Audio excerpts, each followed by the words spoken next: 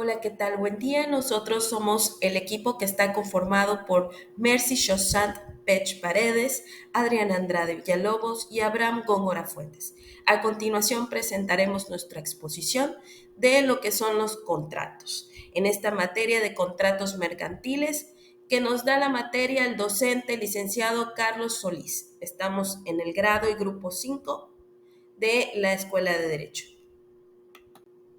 Contrato estimatorio. Una de las partes, denominada tradens, entrega a otra sapiens determinados bienes muebles con valor tasado, asumiendo el segundo la obligación de procurar su venta con un cierto tiempo y transcurrido este, devolver el excedente, así como entregar el precio fijado. Este es un contrato mercantil de muy variada multiplicidad y usos de diversos negocios cotidianos, y que en la práctica comercial se encontrará falto de regulación en nuestra legislación vigente, como una figura más incorporada a nuestro Código de Comercio.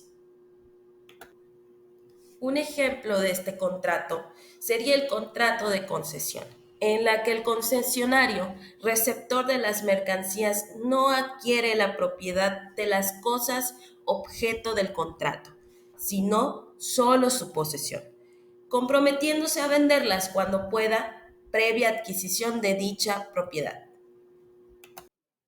Siguiendo con lo que mi compañera Adriana les estaba platicando, vamos a hablar sobre el contrato de transporte. Este nos dice que es un acto mercantil por el que una persona es denominada transportista o porteador. A este se le obliga a trasladar por tierra personas, bienes en un lugar a otro y cuenta de un cargador a cambio del pago de una remuneración.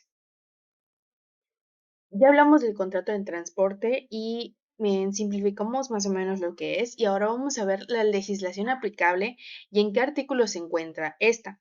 Nos dice que en el artículo 2663 dice que el contrato de transporte es prescindible a voluntad del cargador antes o después de comenzar el viaje, pagando el primer caso al porteador la mitad y en el segundo la total del porte, y siendo obligación suya recibir los efectos en el punto y el día en que la precisión se verifique.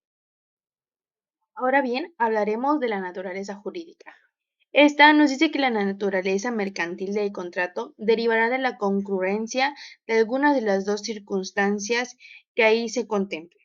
En la primera circunstancia nos dice que tenga por objeto mercaderías o efectos de comercio. En la segunda, dice que sea comerciante el porteador, dedicándose a efectuar habitualmente el transporte para el público. Es decir, que precisamos la mercantilidad, bien por su carácter accesorio o auxiliar de cualquiera de una de las operaciones mercantiles, o bien porque constituye una actividad que empresaría en sí misma, para que el porteador, que coordina y organiza a su riesgo de medios personales y materiales, pueda ofrecer en el mercado el correspondiente servicio con cuya remuneración pueda ser tratada y reasirse de los costos con un margen, así puede beneficiar a una industria a lo anterior. Como complemento a esto, nos dice que a la hora de designar la normativa aplicable al contrato, junto a las normas internacionales conmutativas, nos señala como supletoriamente aplicables a las disposiciones sobre la contratación mercantil, en que es resaltar verientemente empresarial, el contrato se extiende su ámbito y pues es para personas, viajeros, y no solo es de mercancías o efectos. También dice que a su vez en el transporte de cosas cabe hablar de transporte de mercancías en sentido amplio, materias primas, productos manufacturados, semievidentes. Nos dice que este transporte de mercantiles tienen títulos de crédito como por ejemplo papeles de negocios, billetes de banco, etcétera, y el transporte postal, en que también entra dentro de estos, que es un paquete de correspondencia. Y los bienes inmateriales no pueden construir en objetos de verdadero transporte, de aquí que el envío o la transmisión de noticias por vía telegráfica, telefónica, radiofónica o eléctrica no constituyen a transporte en el sentido que estamos examinando, porque a veces se suele confundir, ¿no? Las condiciones comunes a los contratos de transporte sobre las vías generales de comunicación las podemos encontrar en la Ley de Vías Generales de Comunicación, de los cuales destacan el artículo tercero que nos dice: las vías generales de comunicación y los modos de transporte que operan en ellas quedan sujetos exclusivamente a los poderes federales. En este caso, el Poder Ejecutivo ejercitará sus facultades por conducto de la Secretaría de Comunicaciones y Transportes. El artículo cuarto de la Ley de Vías Generales de Comunicación nos habla sobre las controversias que se pueden suscitar sobre la interpretación y cumplimiento de las concesiones y toda clase de contratos relacionados con las vías generales de comunicación y medios de transporte, las cuales se decidirán en primera instancia por los términos mismos de las concesiones y los contratos. En segunda, por esta ley, sus reglamentos y demás leyes especiales. En tercera, a falta de disposiciones de esa legislación, por los preceptos del Código del Comercio. En cuarta, en defecto de una u otras, por los preceptos del Código Civil del Distrito Federal y Federal de Procedimientos Civiles. Y en quinta, en su defecto, de acuerdo con las necesidades mismas del servicio público de cuya satisfacción se trata.